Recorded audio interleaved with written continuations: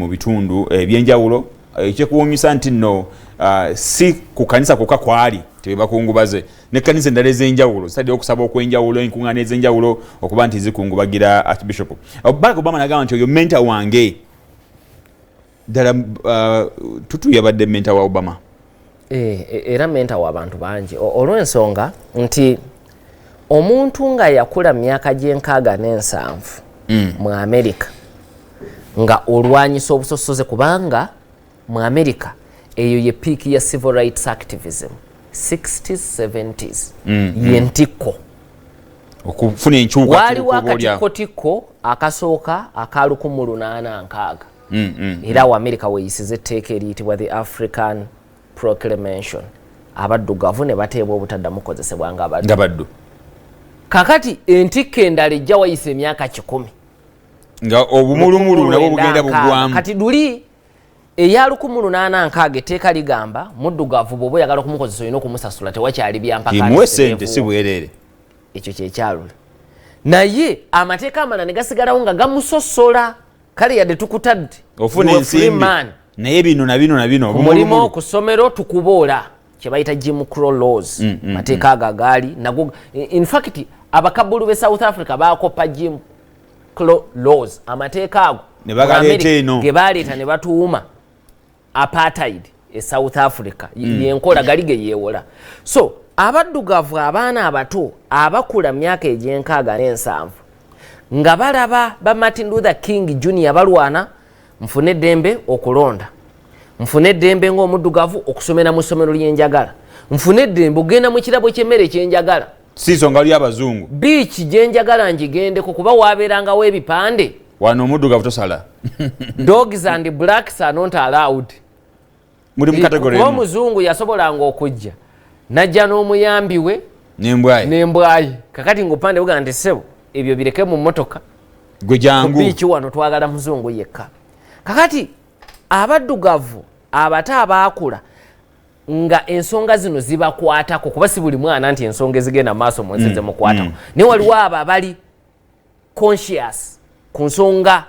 ezibakwatako si za byabufuzi zokka naye ez'embeera yaabwe kuba ensonga z'eddembe ly'omuddugavu tezaali za byabufuzi zaali za nsonga za ddembe ly'abuntu nga balaba abalwanyisa enkola eyo okugijjawo beegombanga buli muddugavu gye yali eyakwatanga omumuli mu kulwanira eddembe ly'abaddugavu n'asukkuluma ku balala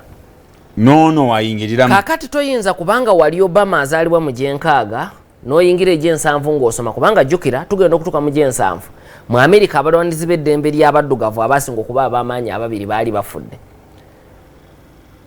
Alhaji Malik El Shabazz yayatiikira ennyo nga Malcolm X ate mu lwa 65 Martin Luther King Jr. ate mu lwa 68 kakati abo be beefuga okulwanira eddembe ly'abaddugavu mu gy'enkaaga oyingira mu gy'ensanvu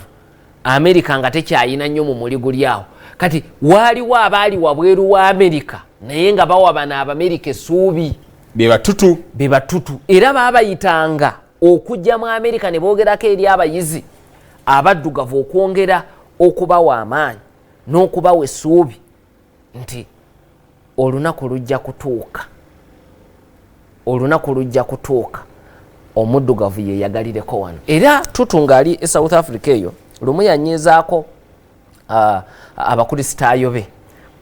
mu kanisa ya St Mary's e Johannesburg kakati eyo producer ya St George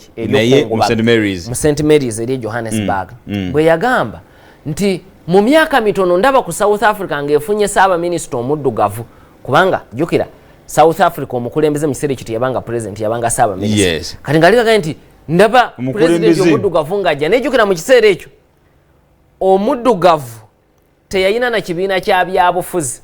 kubanga ekibiina ekyali kifuga ekya National Party yali rebel mu ssemateeka waakyo baali tebakkiriza n'atali kyeruppe kubeera memba atali muddu ekyo de Klerk akikyusa agenda nakuva mu buyinza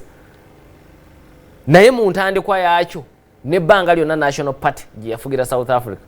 ng'olina kuba kyeruppe okusobola okubeera memba w'ekibiina ekyo. Omukyotala tokkirizibwa, omuyindi tokkirizibwa, omuddugavu Kati tokkirizibwa. gwe oli mu kyakyo ogamba nti omuddugavu agenda kufuuka prime minister. Agenda kufuukako. Temuna na kibiina kiriko gona. Tewalina mateeka gasobola kumukkiriza kubaako waayi. Mu ssemateeka yaliwo we South Africa nga tekisoboka.